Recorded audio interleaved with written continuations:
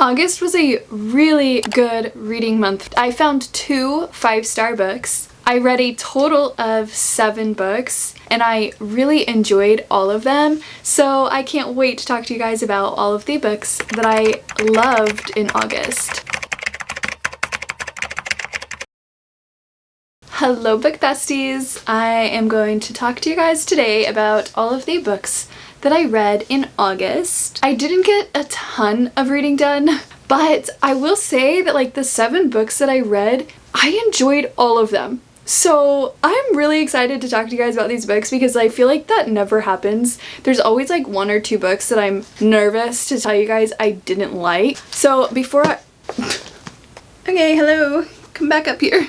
But before I get into the books that I did read, in case you are one who watches my blind TBR videos, I do always like to let you guys know the books that I did not get to. I end up having a lot of great conversations with you guys and you get really amped up about certain books that I'm going to read, and so I like to let you down easy right out the gate. If there was a book you were looking forward to hearing my thoughts on and I didn't get to it, there was 2 books in August that I very sadly did not get to. One of them is Savor It. At this point, as much as I've heard this book is absolutely adorable, it's gonna go on the shelf until next spring or summer because it is very evidently a summer book. We're in the fall books and then we're gonna go into the Christmas books and the fantasy and the winter, and sadly this one is just gonna have to be put on hold. However, I very much so am looking forward to reading it next summer. And then this one is almost laugh out loud funny to me. On that TBR video, it is the book that I was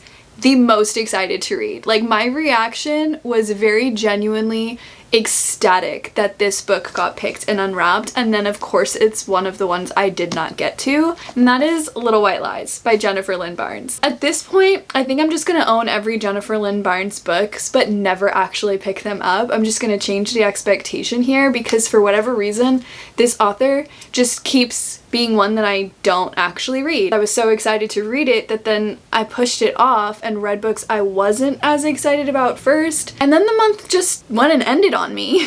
I am gonna keep this one on the TBR cart. I'm not gonna put it on the TBR shelf over here because it is one that I'm still gonna like prioritize, so maybe soon. And then one other book that I ended up like 100 pages into, and this is probably the one that you all were the most excited for me to read, but again I just ran out of time. However, I'm not like DNFing it. In fact, it should be in my September wrap-up video at this point because I am still reading it, and that is Before I Let Go by Kennedy Ryan. The amount of you who commented on that video and were saying this is like a book that got you out of a reading slump, the best book ever, like so many amazing things, had me super intimidated now about this book, but also really extra interested in it. I'm not gonna give any thoughts when I finish it. I will let you guys know what I think, and I will definitely be finishing it in September. But now let's get to the books that I actually read and finished. So first up is a cozy mystery, Live and Let Chai by Bree Baker. I can't say a whole lot about my thoughts on this one because I'm actually reading some cozy mysteries for an upcoming vlog, trying to find a 5-star cozy. I really enjoyed this one. That's all I'm gonna say. If you are a cozy mystery reader, even if you're not, but you want to dip your toes in this genre, I will say this is one of the better ones that I've read. The next book that I read and loved was, of course, a Courtney Walsh book, Cross Country Wedding. I think at this point, except her backlist books, like her way backlist books, I've read everything from her going into her rom-com genre, and I've loved all of them. So I'm not surprised at all that I loved this one. Was it my favorite from her? No. It is a friends to lovers story. He definitely falls first, which was adorable, but one of my issues sometimes with friends to lovers is like, why isn't someone just saying something? And that can be like grating on my nerves, but I trusted the process because I totally trust Courtney Walsh and it did not disappoint. It ended up being so good and so adorable. Even these characters that I thought I didn't really like very much at the beginning, I ended up totally understanding and totally loving them. They are on this like cross-country road trip with her best friend who is getting married. I do recommend that you read Cross Country Christmas first. You will not be disappointed by that book. It is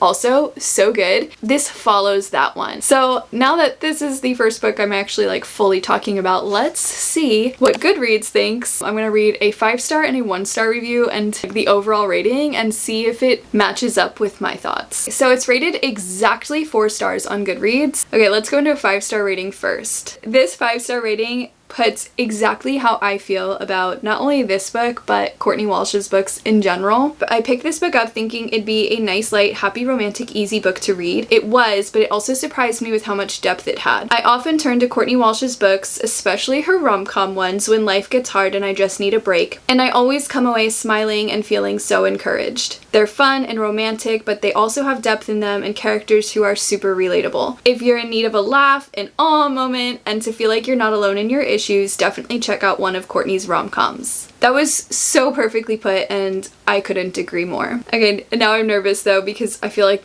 the 1 stars on this one are gonna be pretty brutal. So this 1 star, I half agree with. Usually enjoy this author, but just couldn't get into these characters. Maddie was so annoying and immature, DNF early. This 1-star review is not wrong. Maddie was extremely frustrating early on, which is why I didn't think I was gonna like the book either, but you DNF'd it. You DNF'd it. So you missed where it came full circle and you maybe would have loved the book. It's like that 1 star is not wrong, but they also are wrong. Okay, next book is The Grace Year. This was like a carryover for a couple of months. It took me a little while to get through. I did primarily listen to this one on audiobook. The audio was very good. I will say, like some other people had told me, the second half is better than the first, but this book was one of the most unique stories I've ever read. How do I even describe this book? It's very atmospheric, very unique. It's supposed to be a story of like women supporting women and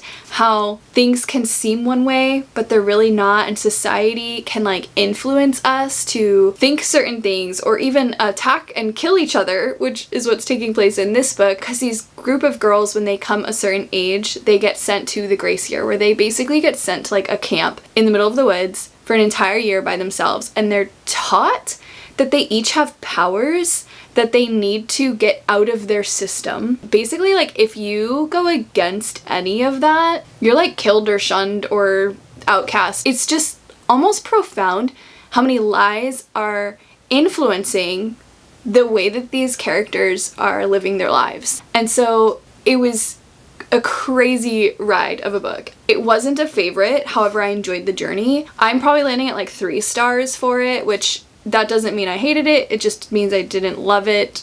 I just landing right in the middle on it. So let's go see what Goodreads has to say. Wow, I'm really surprised. It is rated a 4.15 on Goodreads. I didn't expect that. I don't think that it like doesn't deserve that, I just didn't expect that. Let's read a 1-star review first this time. A lot of them are complaining about the fact that it's supposed to be a feminist story, but it didn't accomplish that very well. Here's one. It says, "The Grace Year is basically a poor excuse for a dystopian with every toxic YA trope ever invented. I'm not like other girls. Check. All men are evil. Check. Oh, but except this one. This one is kinda cute. Check. Insta-love. Check, check. There's this super beautiful other girl that's so mean to me for no reason. Check." Well, they're not wrong. That is in the book. Like, all of that content. Let's see a 5-star. Oh my goodness, this is why this video is hard to do, because people write actual books for their reviews. One person is saying that it was a book that was truly addicting, they just couldn't put it down, they were obsessed. Personally, I didn't feel that way towards it, but I could see how someone could feel that way. Another person said, an intelligent, haunting, and mesmerizing emotional thriller. I would agree with that. It is all of those things. I also read Heartless Hunter in August. If you saw my reading vlog, reading y'all's 5-star books, then you already know every thought, feeling, and tear I cried over this book. So I'm not gonna elaborate on this, but it's a witch hunter story. Such a gripping book. I did not want to put down. So many webs and edge of my seat feelings. It was a little dark, but not too dark. I feel like it was very well done and well written. There is some casting of spells and stuff in this, so there is that like witchy element if you don't like that, you won't like this, but it's not too extreme, not too dark. I just loved this book. Like, literally loved this book. It was 4.75 stars for me. And if you didn't watch that vlog, go watch, because it's actually embarrassing how much I cried over this book. I totally didn't expect to cry like that. So I'm nervous to see what Goodreads is gonna say about this one, because I don't want to read a 1-star review for this, but let's do it. The overall rating for Heartless Hunter is 4.22. That's really good. I'm gonna rip the band-aid off and go with a 1-star review first. DNF at 43%. So again, for context, this person did DNF it. My little toe has more chemistry with the foot of the bed than whatever these two had.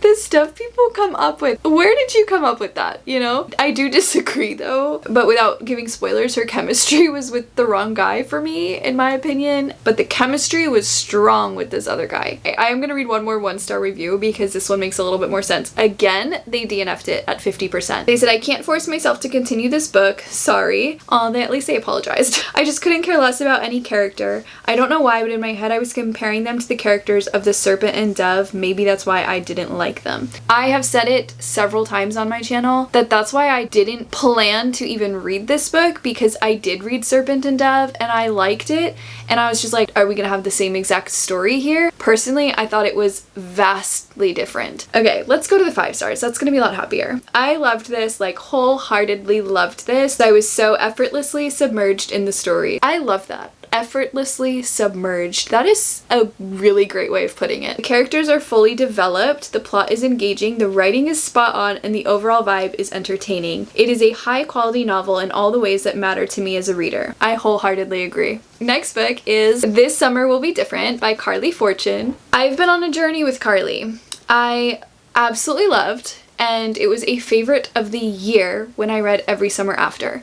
Then I didn't like Meet Me at the Lake, so I again wasn't gonna read this one. Then everyone convinced me to go ahead and read it because they said it was really, really good, and I read it and I loved it. I gave this one 4 stars. I thoroughly enjoyed it. It's a story of almost like a forbidden romance. He is her best friend's brother. When they first met and fell for each other a little bit, she didn't realize who he was. So it embarks on this journey of like years gone by and continually having meetups. I feel like that premise of a story was so well done. These characters were extremely likable. A lot of times a story like that can feel so fictional, like you're like, that doesn't happen in real life. But I don't know, I just felt like when I was reading this, I could see this really happening. I could just see humans in this book. It is a summer read, clearly. If you didn't read it this past year, I do recommend that you try it for next summer. I don't think you'd be disappointed. But let's see what Goodreads says about this one. The overall rating is 4.01.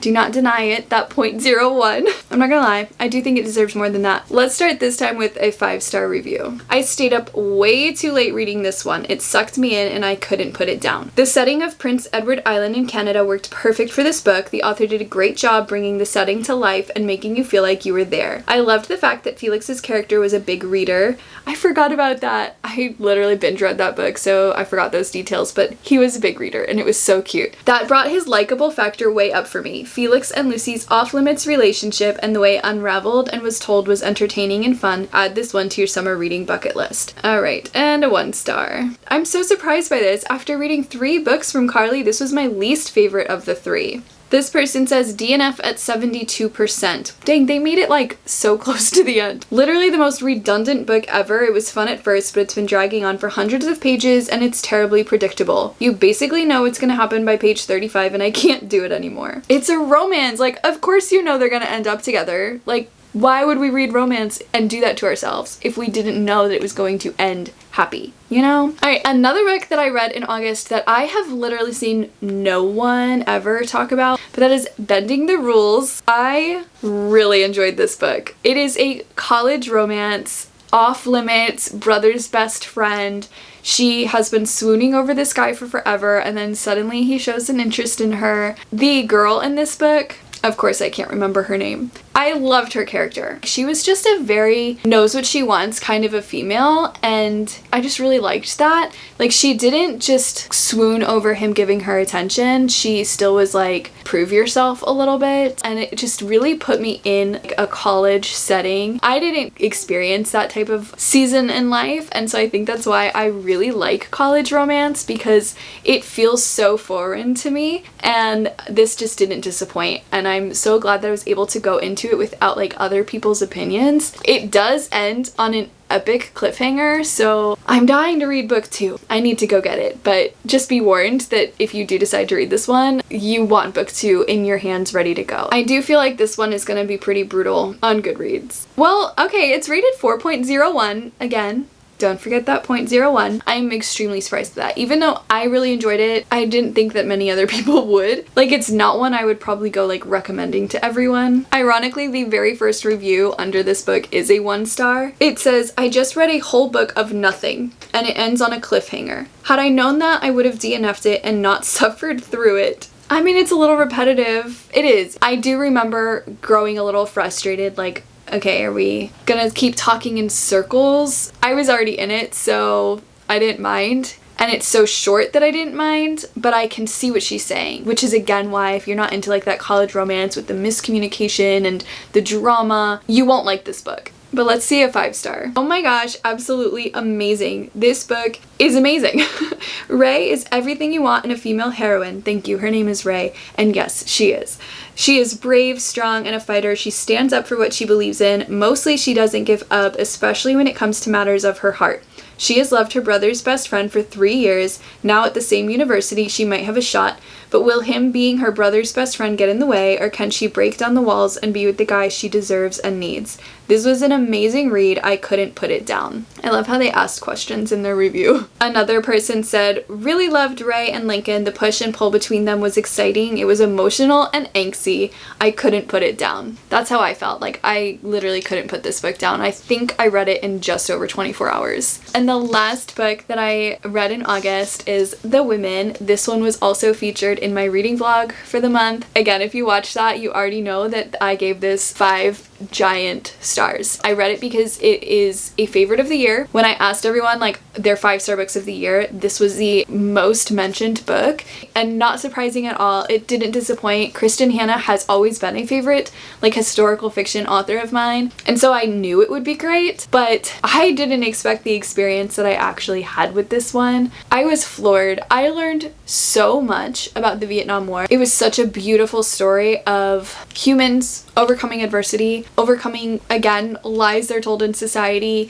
overcoming heartache and war, and a beautiful, beautiful story of friendship. I was just like, oh my gosh, everyone needs a girl gang like these girls have in this book. There's so much loss. There's so much heartbreak. I cried multiple times. There was even a moment that I was just like, I'm done. Like, are you actually kidding me? I felt like it just kept giving me jaw-dropping moments. It was just amazing. It's another one I really don't want to read a 1-star review for, but we're gonna do it. Oh my goodness. This book is rated 4.63 on Goodreads. The only book that I've ever seen like that highly rated on Goodreads is The Fourth Wing last year in 2023. It's unheard of for books to be rated that high, but I'm not surprised at all. I am gonna start with a 1-star review though. I'm already mad that I didn't even read it out loud to you guys yet. This book had no plot. What book did you read?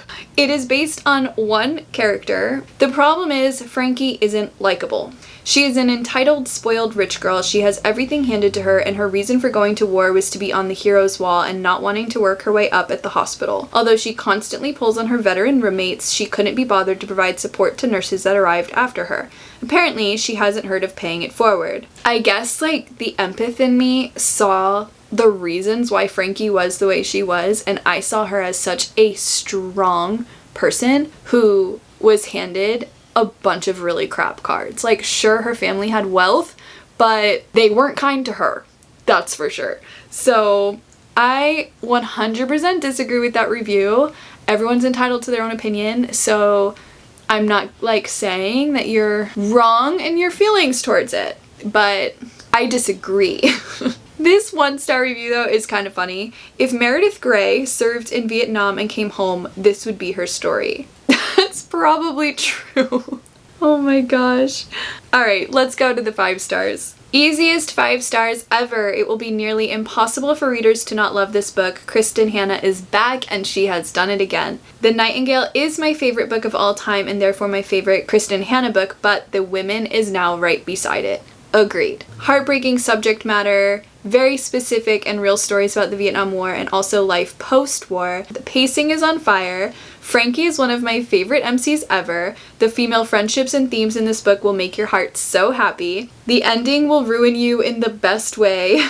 That's a good 5-star review. I agree with that one. Alright my friends, that is a wrap. Thank you so much as always for watching my videos and supporting me here on YouTube. It is very appreciated by me that anyone and everyone who does take time to watch my videos. I just really appreciate it. So if you liked this video and you haven't hit subscribe yet, please consider hitting that subscribe button and sticking around. I would also love to know in the comments what your favorite book of August was, because if it's not on my radar or I haven't read it yet and it was a favorite or like a 5-star read, I always like to be in the know on those. And I hope that your books are amazing and I'll see you guys in my next video.